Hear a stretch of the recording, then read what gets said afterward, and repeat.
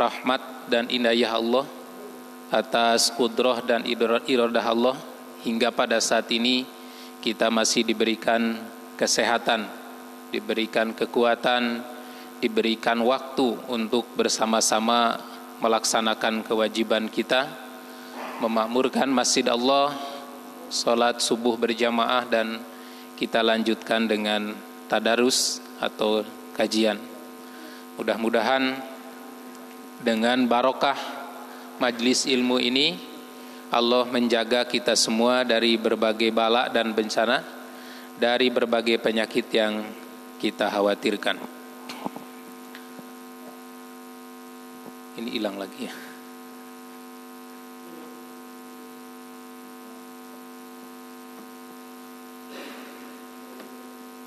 Ya. Slide. Yang bagaimana?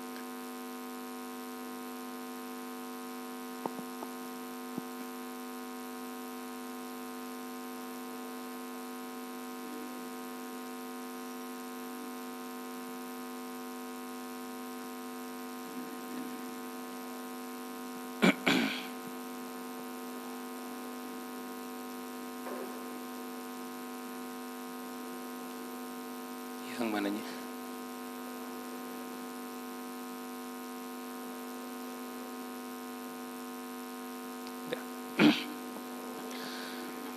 Bapak Ibu yang dirahmati Allah, pembahasan yang akan kita bahas pada kesempatan ini tentang salah satu ketetapan Allah tentang rizki. Yang ketetapan ini termasuk takdir Allah yang sudah ditetapkan sejak dulu fi lauhil mahfud. Bahkan di dalam banyak hadis disebutkan bahwa ketetapan takdir rizki ini ditetapkan oleh Allah sejak kita berada di rahim ibu. Nah, sebelum kita membahas tentang hadisnya, kita definisikan dulu apa yang dimaksud dengan rizki. Kalau kita mendengar rizki, yang terbayang itu apa? Uang, kekayaan ya, harta benda. Itulah yang terbayang oleh kita. Sehingga pada saat uangnya seret, hartanya sedikit, orang itu biasanya berkomentar, aduh rizki bulan ini susah.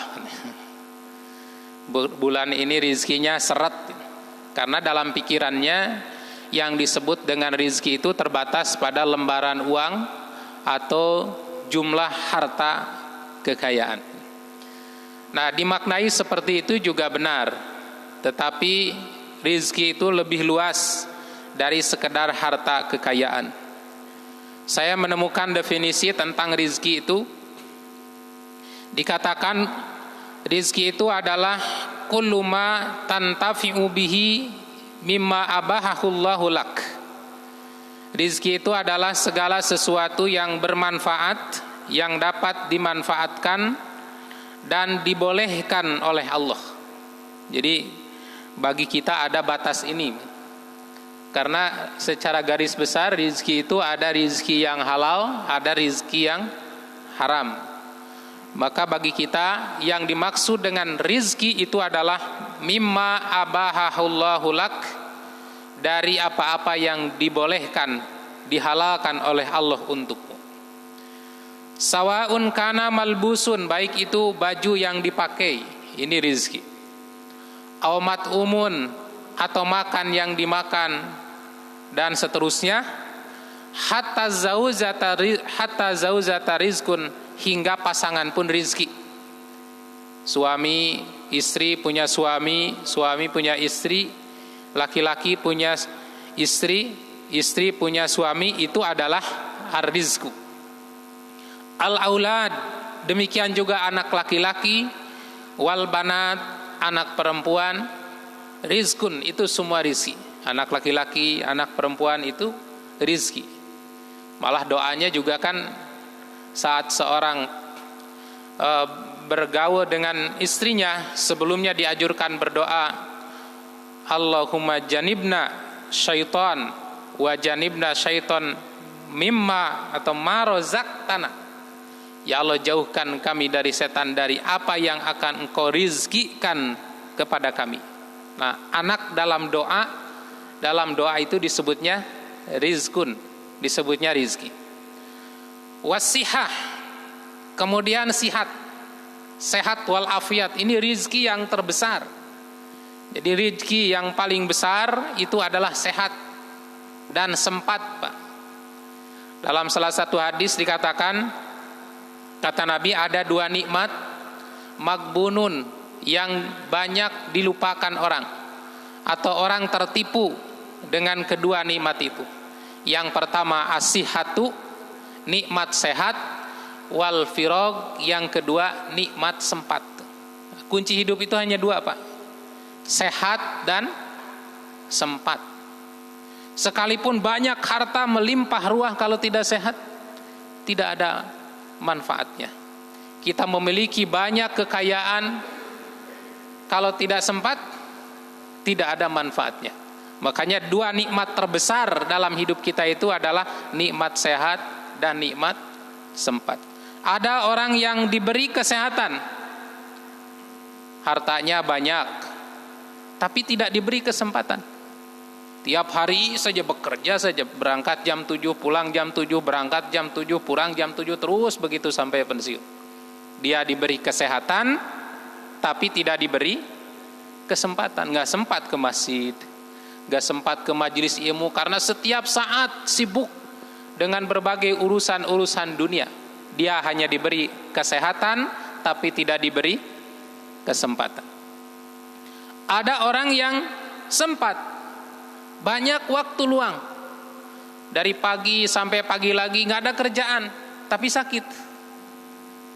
Bisa dinikmati tidak? Tidak bisa.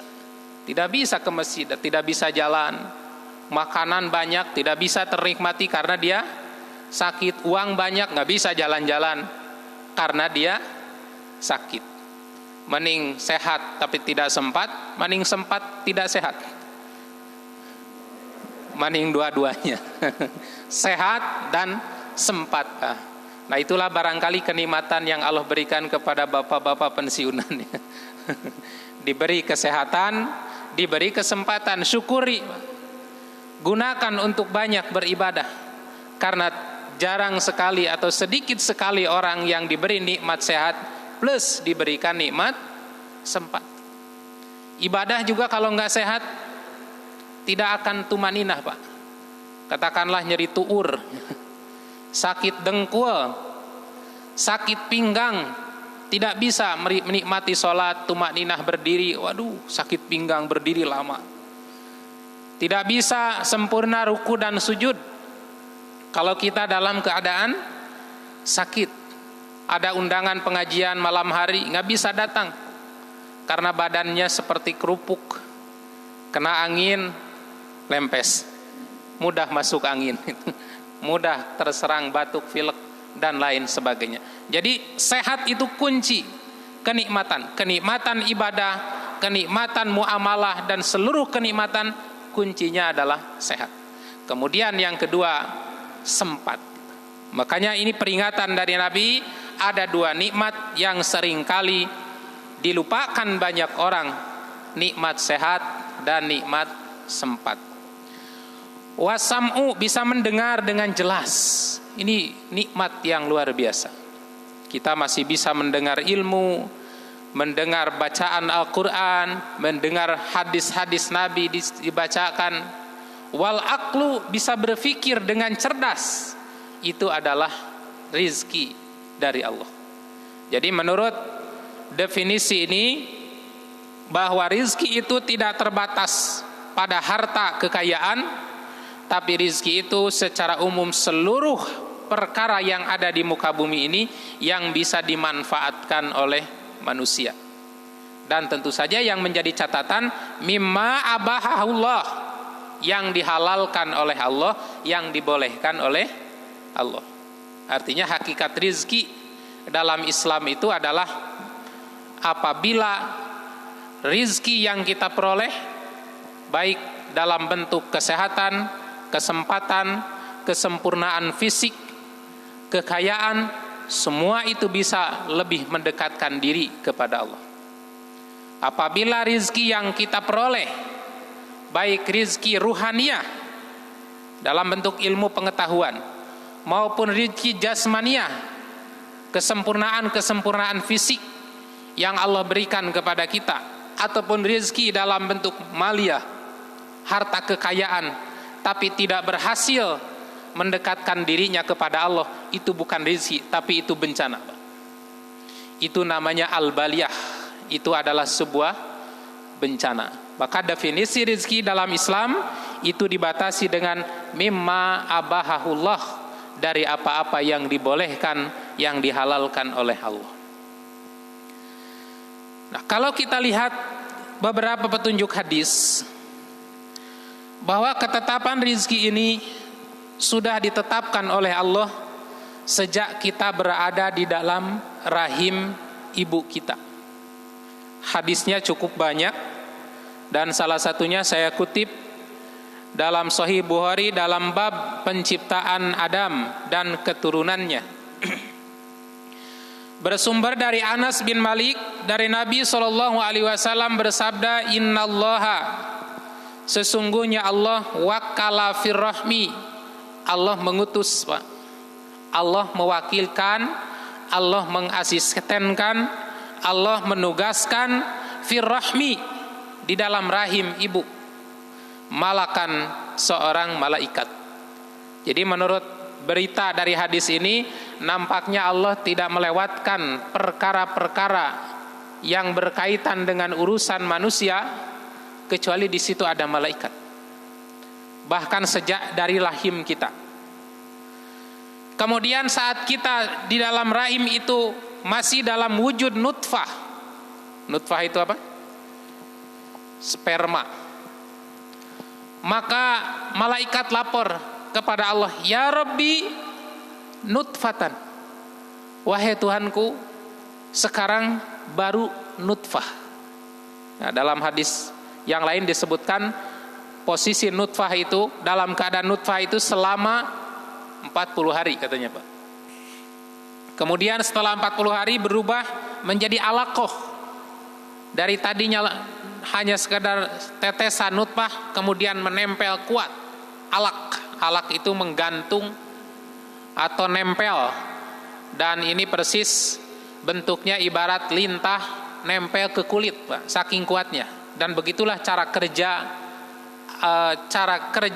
manusia, cara kerja Allah menciptakan manusia. Seperti ada lintah sebesar ibu jari ini, nempel di tangan kita. Biarkan, Pak, jangan dilepas. Dia akan nyedot darah. Maka semakin lama dia akan membesar, dan begitulah cara manusia hidup di dalam rahim. Disebutnya alaqah. Maka malaikat melapor kepada Allah, Ya Allah, Ya Rabbi alaqatan. Sekarang manusia itu sudah berbentuk alaqah.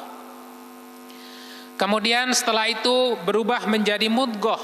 Mudghah itu segumpal daging. Dan saat itu malaikat lapor, Ya Rabbi mudghah. Sekarang manusia itu sudah berbentuk mudghah. Faida arada ayyahluqaha, ketika Allah mau menciptakannya, qala, malaikat lapor lagi, Ya Rabbi azakarun, Ya Rabbi unsa.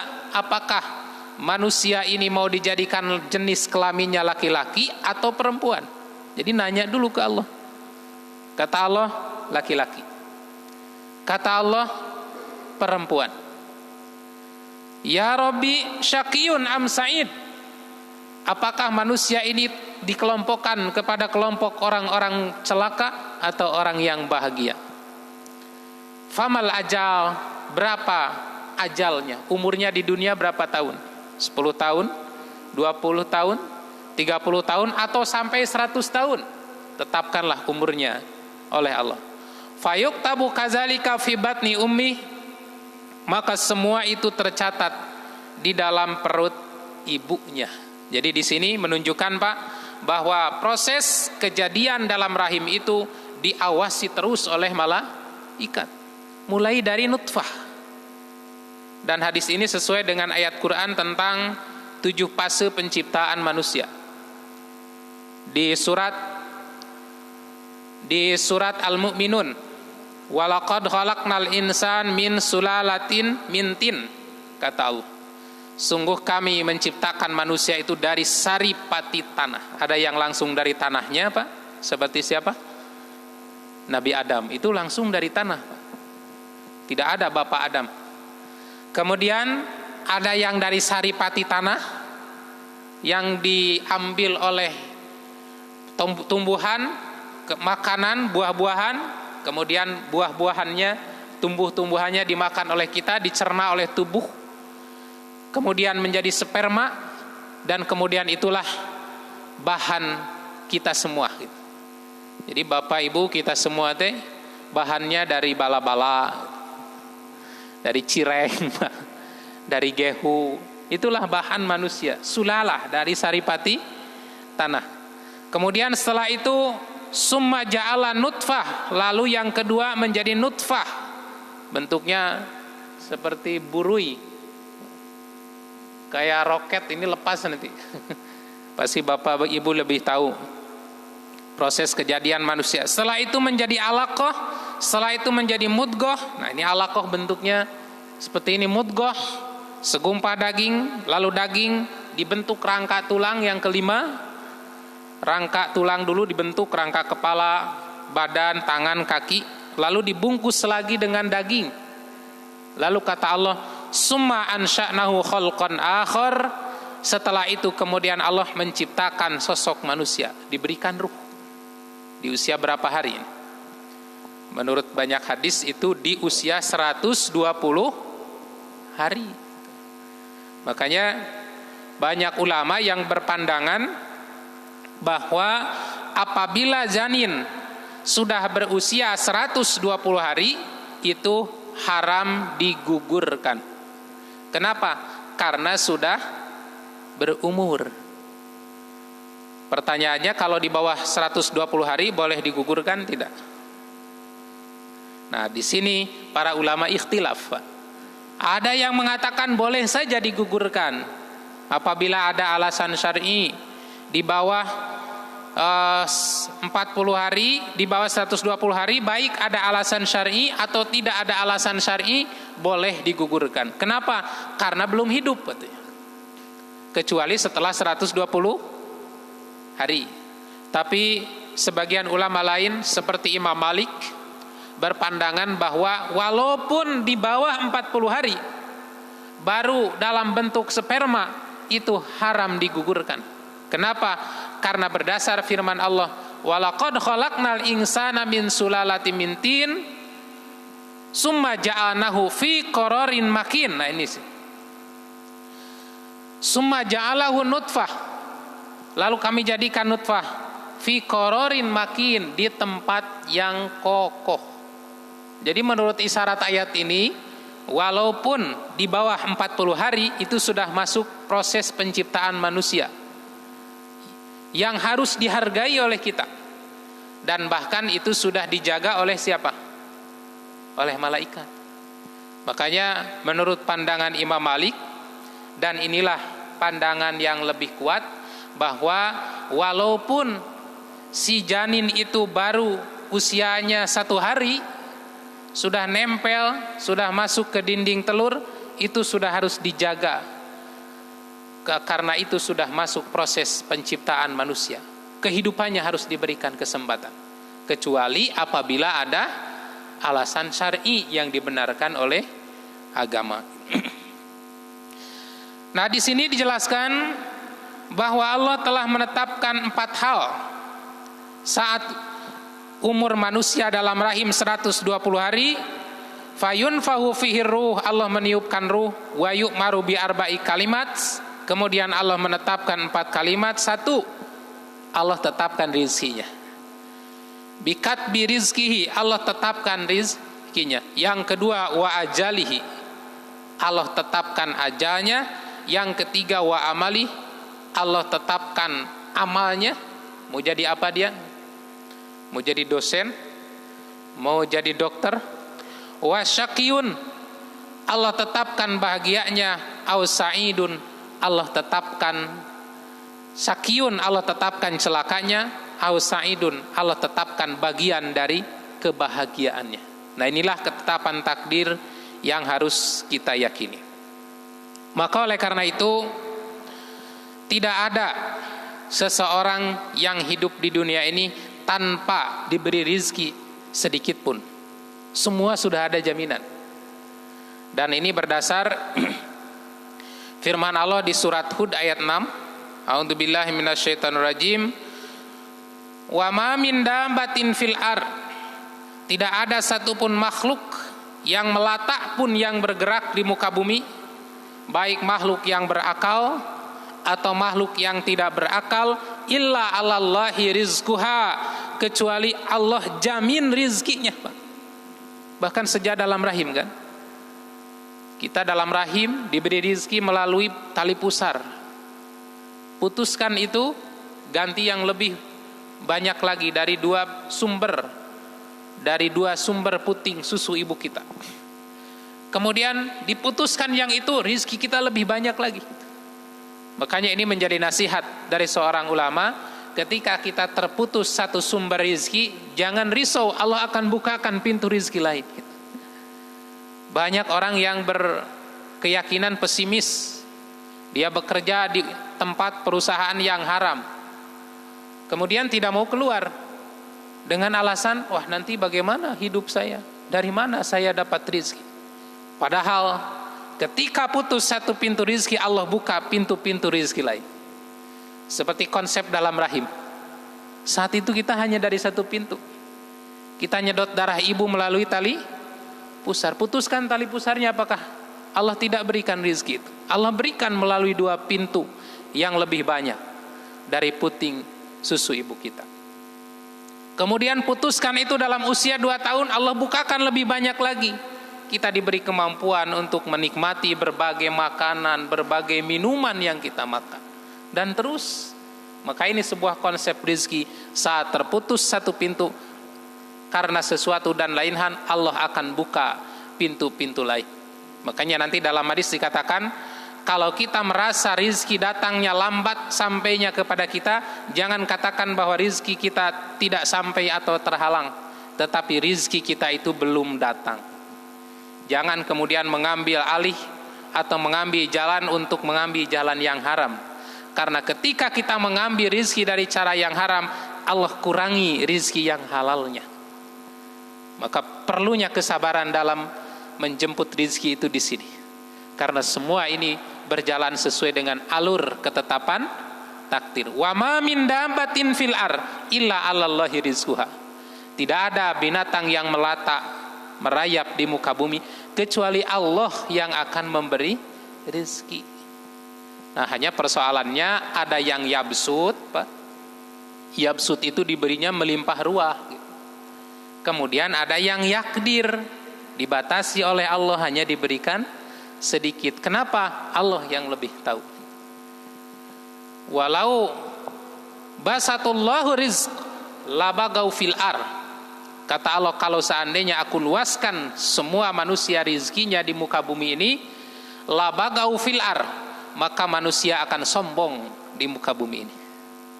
Karena begitulah pengaruh harta, Pak. Kata Quran, kalla innal insana layatgo. Ingatlah, manusia itu suka melampaui batas. Ar-ra'ahu stagna, manakala dia merasa kaya. Coba orang kaya dengan orang miskin, lihat jalannya beda, Pak. Itulah pengaruh dompetnya. Maka Allah batasi ini supaya apa? Bersyukur, merendah, bertawadu kepada Allah. Kata Allah di surat Asy-Syura, walau basatullahu rizq labagau fil ardh. Kalau Allah luaskan semua rizki manusia di muka bumi ini, labagau fil ardh, maka manusia akan sombong di muka bumi ini. Maka semua tidak mungkin Allah biarkan tanpa diberi rizki. Sudah ada jaminannya. Hanya ada yang yabsut, ada yang luas, ada yang yakdir. Nah, kemudian yang perlu kita pahami juga dari hadis, dari ayat ini, bahwa rizki yang Allah berikan itu secara garis besar itu ada dua, Pak. Satu, ada rizki yang diberikan melalui kasbiyah, melalui usaha. Nah, rizki dari pintu-pintu kasab ini pasti satu dengan yang lainnya berbeda. Dan di sini berlaku hukum yang disebut hukum kausalitas. Man jadda wajada. Siapa yang sungguh-sungguh dia dapat. Kenapa? Karena rizki ini tidak pandang bulu, tidak melihat kesolehan. Rizki ini dilihat dari kesungguhannya. Makanya seringkali kan kita heran, kenapa ada orang yang kafir, gak pernah sholat, tapi harta kekayaannya melimpah, perusahaannya maju pesat. Ada orang yang tiap hari rajin ke masjid, seret itu, usaha kurang berkembang. Nah itu teh salah siapa itu? Salah Allah atau salah kurang? Nah dalam hal usaha, dalam hal rizki kasbiyah ini berlakulah hukum kausalitas. Siapa yang bersungguh-sungguh mencarinya, dia akan dapat. Karena Allah sudah menyediakan pintu-pintunya, tinggal kita buka. Pintu ini buka, pintu ini buka, pintu ini buka. Maka kata para ulama, jangan remehkan pintu rizki sekecil apapun. Bukalah semua pintu-pintu rizki itu. Nah kemudian yang kedua, ada rizki yang diberikan oleh Allah kepada kita melalui jalur hibah, walaupun tanpa usaha kerja keras. Inilah yang disebut oleh Quran dengan istilah min haitsu la yahtasib, dari arah yang tidak terduga, Pak. Dan biasanya semakin tinggi kualitas kesolehan seseorang, semakin besar peluang untuk mendapatkan rizki hibah itu. Ada orang yang berjuang ingin pergi haji, nggak pergi-pergi. Tapi ada orang yang di kampung misalnya, ada orang soleh, kerjaannya beribadah, di usia muda bisa berangkat ibadah haji. Ada yang ngasih ongkos. Nah itulah yang disebut min haitsu la yahtasib. Dan ini diberikan oleh Allah kepada orang-orang tertentu. Makanya dari ibadah-ibadah yang kita lakukan itu, ada yang membuka pintu rizki. Di antaranya ibadah pernikahan itu membuka pintu rizki. Ibadah silaturahim itu membuka pintu rizki. Ibadah haji, ibadah umroh itu membuka pintu rizki. Bahkan kata Allah dalam Quran, istighfar pun itu menjadi pembuka pintu rizki, Pak. Jadi kalau kita banyak istighfar, makanya Nabi menganjurkan banyak-banyak beristighfar, walaupun tidak punya dosa. Kenapa? Salah satu di antara keutamaan istighfar adalah membuka, memberkahi, memudahkan jalannya aliran rizki kita. Ini pernah disampaikan oleh seorang ulama namanya Hasan al-Basri. Hasan orang Basroh, Hasan bin Husain orang Basroh. Jadi Hasan itu asalnya orang Madinah, kemudian pindah dakwah di Basroh, menjadi guru besar, Pak. Seluruh persoalan umat ditanyakan kepada beliau. Maka sekali waktu kata muridnya, banyak tamu yang datang. Pertama yang datang itu mengadukan kemiskinan di negerinya. Wahai Tuan Guru, negeri kami dilanda peceklik, kekurangan pangan, kekurangan makan, krisis ekonomi. Banyak rakyat kami yang kelaparan. Mohon solusi, petunjuk agar bisa mengatasi persoalan ini. Maka kata Hasan al-Basri, istaghfirillah. Kamu harus banyak beristighfar kepada Allah. Wa qul li ahli baladik, dan sampaikan kepada penduduk negerimu juga supaya banyak istighfar. Kemudian datang lagi, Pak, seorang petani. Wahai Syekh, saya seorang petani, tapi pertanian saya selalu gagal panen. Terkadang kena longsor, terkadang dimakan hama, ada juga kekeringan. Kata Hasan al-Basri, istaghfirillah. Kamu juga harus banyak istighfar kepada Allah. Kemudian datang lagi seorang pedagang, Pak. Dia mengadukan dagangnya yang gak laku-laku. Ya Syekh, saya dagang di pasar, orang lain laku laris jualannya. Sementara toko saya jangankan orang beli, ada yang masuk saja nggak ada. Kata Hasan Al-Basri, kamu juga istaghfirillah, beristighfarlah kepada Allah. Lalu datang lagi Pak, seorang yang ingin punya anak. Kata orang ini, ya Syekh, saya ini sudah nikah bertahun-tahun, saya ingin mendapatkan keturunan.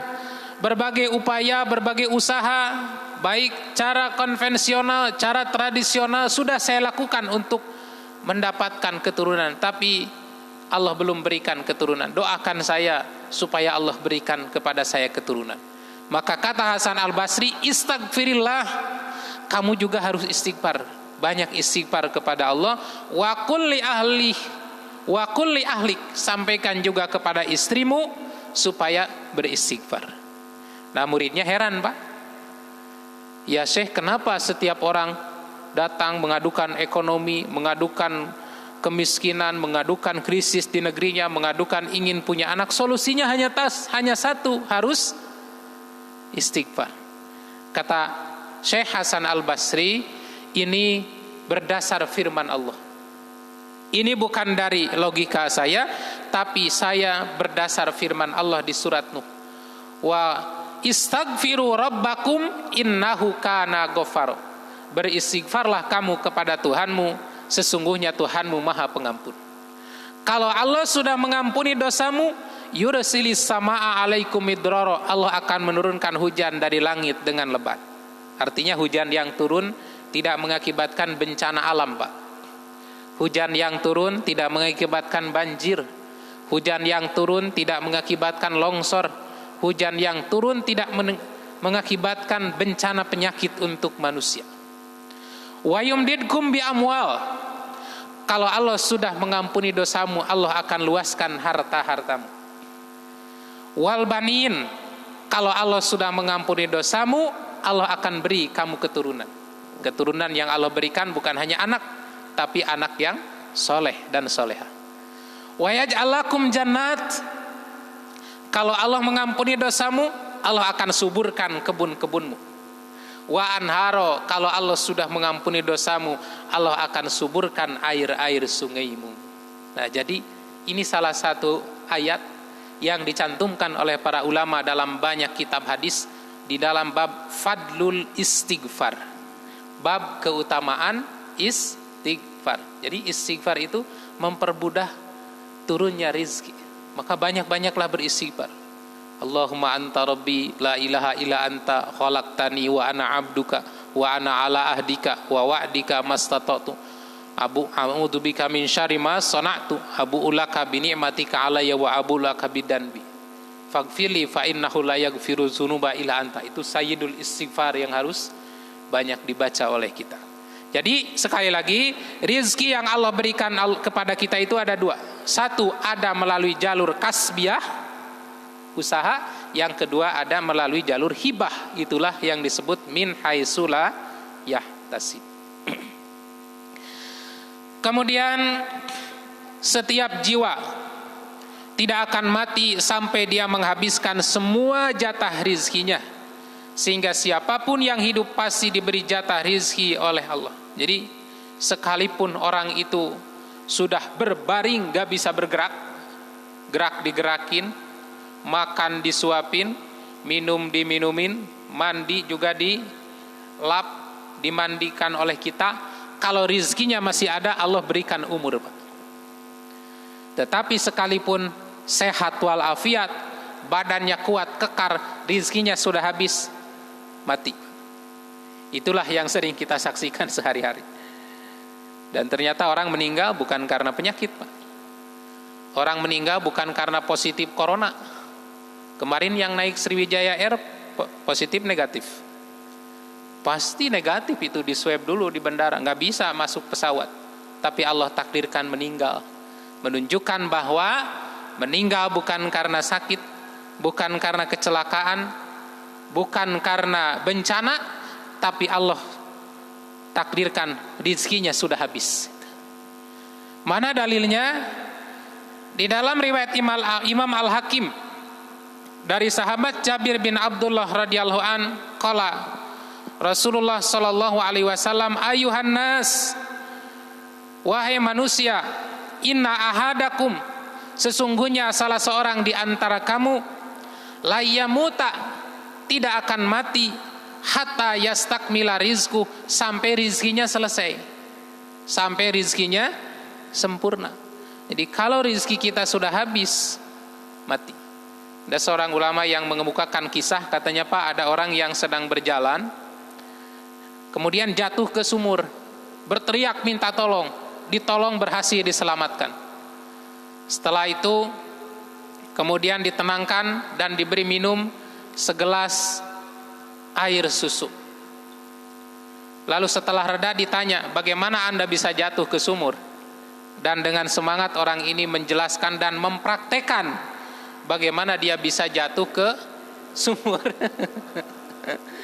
Dengan takdir Allah jatuh lagi. Yang kedua ini nggak ketolong, meninggal. Dan kemudian ulama itu mengatakan, jatuh yang pertama tadi diselamatkan oleh Allah karena masih ada rizkinya segelas air susu. Lalu setelah itu kemudian Allah mewafatkannya karena jatah rizkinya sudah habis. Itulah konsep hidup kita, Pak. La yamuta ahadun, seorang tidak mati, hatta yastakmila rizku, sehingga rizkinya sudah sempurna. Maka jangan terlalu takut. Fala tastabdi'u rizqa, maka kamu jangan merasa rizki tertahan. Jadi kalau rada telat datang, jangan merasa ditahan, itu belum saatnya datang. Wattaqullah ayuhan nas, bertakwalah kepada Allah wahai manusia. Wa ajmilu fit talab, perbaikilah dalam mencari rizki. Khudu mahalla, ambillah rizki yang halal. Wada'u maharoma, dan tinggalkan yang haram. Karena rizki haram itu akan menghambat doa, menghambat keberkahan, menghambat rizki yang halal. Kemudian hakikat dari rizki adalah apa yang sudah kita makan, yang sudah kita minum, yang sudah kita pakai, yang sudah kita sedekahkan. Dan ini akibatnya berbeda. Yang dimakan habis jadi kotoran, yang dipakai lusuh jadi sampah, yang disedekahkan itulah yang akan abadi. Itulah hakikat rizki kita. Kemudian yang terakhir, percepat, tentunya udah habis. Kita akan dihisab oleh Allah untuk semua yang kita usahakan, tak terkecuali semua pemasukan yang kita dapatkan, meskipun belum tentu kita akan memanfaatkannya. Baju yang di lemari yang penuh atau yang keluar hanya seminggu sekali atau pada saat undangan, itu dihisab nanti. Termasuk yang dipakai juga. Makanan yang dimakan, uang yang di bank, semua akan dihisab, akan dipertanyakan oleh Allah. Dalam salah satu kisah, ini agak panjang, intinya Nabi, Abu Bakar, Umar pada satu malam keluar, Pak. Dan tidak ada yang mendorong Nabi, Abu Bakar, Umar keluar kecuali lapar. Itu di awal-awal hijrah. Karena muhajirin itu kan hijrah ke Mekah hanya membawa bekal seadanya. Kemudian sampai di Mekah habis. Sering kali Nabi sahabat kelaparan. Kemudian datang berkunjung ke rumah seorang sahabat namanya Abu Ayyub Al-Ansor. Dijamu oleh Abu Ayyub, diberi kurma kering, kurma basah, minum, dipasakin daging kambing, nyembelih kambing, masak kambing malam-malam. Kemudian makan dengan lahaf. Dan setelah itu Nabi kemudian mengingatkan kepada para sahabat utama ini, Abu Bakar dan Umar. Kata Nabi, wallazi nafsi Muhammadin biyadi, demi diri Muhammad yang berada dalam genggamannya, latus alunna yauma izin hadzan naim yaumal qiyamah, sungguh kita nanti akan ditanya kenikmatan ini pada hari kiamat. Kata Nabi, tidak ada yang mengeluarkan kita dari rumah sampai ke rumah Abu Ayyub ini kecuali karena kita lapar. Dan sekarang kita sudah kenyang. Dan kata Nabi lalu membacakan ayat latus alunna yauma izin anin, surat apa? At-Takatsur. Latus alunna yauma izin anin naim, sungguh benar-benar nanti kita akan ditanya dari kenikmatan ini. Jadi kalau bapak makan di restoran lahap sampai kenyang, ingat ayat itu. Latus alunna yauma izin anin naim. Dipakai apa itu tenaganya? Makanya jangan lupa syukurnya. setiap makan, setiap minum, jangan lupa bersyukur. Karena latus alunna yauma izin anin naim. Kenikmatan itu nanti akan ditanya. Dan terakhir, bahwa yang paling pertama akan dihisab oleh Allah pada hari kiamat adalah kenikmatan sehat, kenikmatan air yang sudah kita minum. Kata Allah, alam nusihha laka jismak, kenapa kamu tidak beribadah? Bukankah aku sudah memberi kesehatan kepadamu? Wa nur wiyaka minal ma'il barid, dan bukankah aku sudah memberi minum air yang segar? Oleh karena itu, kata para ulama dalam kitab Jami'ul Ulum wal Hikam, kullu nikmatin la tuqarribu minallahi azza wa jalla fahiya baliyah. Setiap nikmat yang tidak digunakan untuk mendekatkan diri kepada Allah itu hanya sebuah musibah. Maka kekayaan kita, rumah kita harus dijadikan fasilitas untuk mendekat kepada Allah. Mobil kita harus dijadikan sarana untuk mendekatkan diri kepada Allah. Harta kekayaan kita harus dijadikan sarana untuk mendekatkan diri kepada Allah.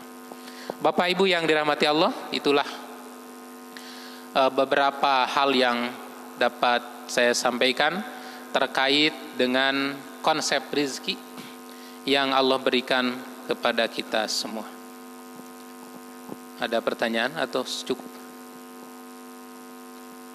Cukup. Sudah melebihi batas berkerumun ini. Kita cukupkan saja.